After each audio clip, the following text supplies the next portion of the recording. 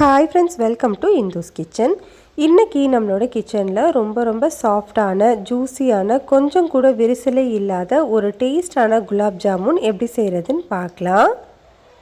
இத செய்யறதுக்காக நான் இன்னைக்கு ஒரு பவுல்ல ஒரு பாக்கெட் அளவு இன்ஸ்டன்ட் குலாப் ஜாமுன் மிக்ஸ் சேர்த்திருக்கேன். நான் இன்னைக்கு ஆச்சி பிராண்ட் யூஸ் பண்ணிருக்கேன். உங்ககிட்ட எந்த பிராண்ட் இருக்கோ அதே நீங்க யூஸ் பண்ணிக்கலாம்.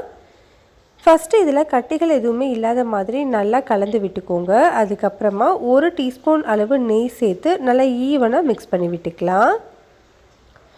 இப்போ இது கூட கொஞ்சமாக காய்ச்சி ஆற வச்ச பால் சேர்த்து சப்பாத்தி மாவை விட கொஞ்சம் இலகலாக பிசைஞ்சு எடுத்துக்கோங்க. மாவு ரொம்ப டைட்டாகவும் இருக்கக்கூடாது, ரொம்ப லூஸாகவும் இருக்கக்கூடாது. நம்ம நார்மலாக சப்பாத்தி மாவுக்கு பிசைவோம் இல்லையா, அதை விட கொஞ்சம் இலகலாக இருந்தால் சரியாக இருக்கும். பாருங்கள், இதுதான் கரெக்டான பதம். இந்த டைமில் இது கூட இன்னும் 1 டீஸ்பூன் நெய் சேர்த்து நல்லா மேல் மாவு எல்லாம் காஞ்சி போகாதது மாதிரி நல்லா ஈவனாக தடவி விட்டுக்கோங்க.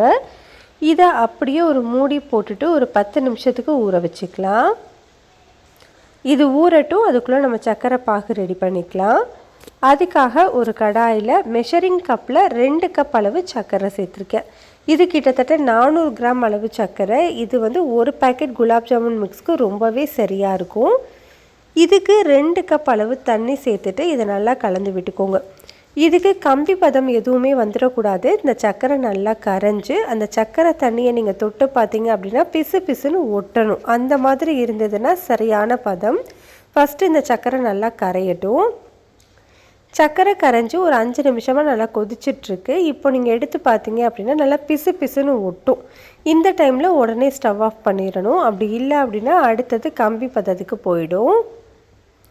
ஸ்டவ் ஆஃப் பண்ணதுக்கப்புறமா இதில் ஒரு 3 ஏலக்காயை இடிச்சிட்டு சேர்த்துருக்கேன். இதுக்கு பதிலாக நீங்கள் ஏலக்காய் தூள் இருந்தால் 1/2 டீஸ்பூன் யூஸ் பண்ணிக்கலாம்.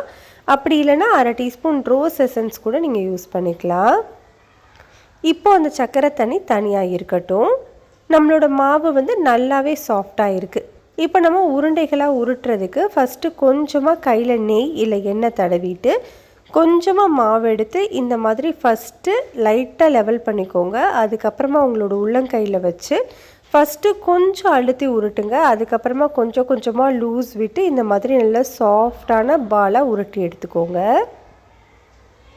பாருங்கள், அந்த மாவில் கொஞ்சம் கூட கிராக்கே இருக்கக்கூடாது. இந்த பால் நல்லா வலுன்னு இருக்கணும். இதே மாதிரி நம்ம எல்லாத்தையுமே உருட்டி எடுத்துக்கலாம். பாருங்கள், நான் எல்லாத்தையுமே உருட்டி எடுத்திருக்கேன். நான் கொஞ்சம் சின்னதாக தான் உருட்டி எடுத்திருக்கேன். இப்போ நம்ம குலாப் ஜாமுன் பொரிக்கிறதுக்கு கடாயில் எண்ணெய் சூடுபடுத்திக்கோங்க. எண்ணெய் வெதுவெதுப்பான சூட்டில் தான் இருக்கணும். நீங்கள் போட்ட உடனே லைட்டாக இந்த மாதிரி அங்கங்கே பபிள்ஸ் ஃபார்ம் ஆனால் சரியான பதம். இந்த டைமில் நம்ம எல்லாத்தையுமே சேர்த்துக்கலாம். உங்களோட கடாயில் எத்தனை போட முடியுதோ அந்த அளவுக்கு மட்டும் போட்டுக்கோங்க. ரொம்ப அதிகமாக சேர்த்துட்டோம் அப்படின்னா வேகிறதுக்கு அது கஷ்டமாக இருக்கும். ஒரு ஸ்பூன் வச்சுட்டு ஸ்டவ்வை லோ டு மீடியம் ஹீட்லேயே வச்சு இந்த மாதிரி நல்லா கலந்து கொடுத்துட்டே இருங்க. இப்படி நம்ம பண்ணும்போது தான் நம்மளுக்கு குலாப் ஜாமுன் எல்லா சைடுமே நல்ல ஒரு கோல்டன் ப்ரௌன் கலரில் வெந்து வரும். அப்படி இல்லைன்னா ஒரு சைடு நல்லா டார்க் கலராகவும் ஒரு சைடு லைட் கலராகவும் வெந்து வந்துடும். அதனால் ஒரு ஸ்பூன் வச்சு லோ டு மீடியம் ஹீட்லேயே வச்சு நல்லா இந்த மாதிரி கலந்து கொடுத்துட்டே இருங்க. இப்போ பாருங்கள், இது நல்லா வெந்து நல்ல ஒரு கோல்டன் ப்ரௌன் கலரில் வெந்து வந்திருக்கு. பாருங்கள், கொஞ்சம் கூட வெடிப்பே இல்லாமல் நல்லா வலுன்னு இருக்குது பாருங்கள். இப்போ நம்ம இதை எடுத்துடலாம். இதே மாதிரி நம்ம எல்லா உருண்டைகளையுமே பொரித்து எடுத்துக்கலாம். இப்போ நான் எல்லா உருண்டைகளையுமே பொரித்து எடுத்துட்டேன். இப்போ நம்ம இதை சர்க்கரை பாகில் சேர்த்துக்கலாம். நம்ம செஞ்சு வச்சுருக்கிற குலாப் ஜாமுன் உருண்டைகள் எல்லாமே வெதுவெதுப்பான சூட்டில் இருக்கும்போது நீங்கள் ஜீரா பாகில் சேருங்க. அப்போது தான் நல்லா சாஃப்டான குலாப் ஜாமுன் கிடைக்கும்.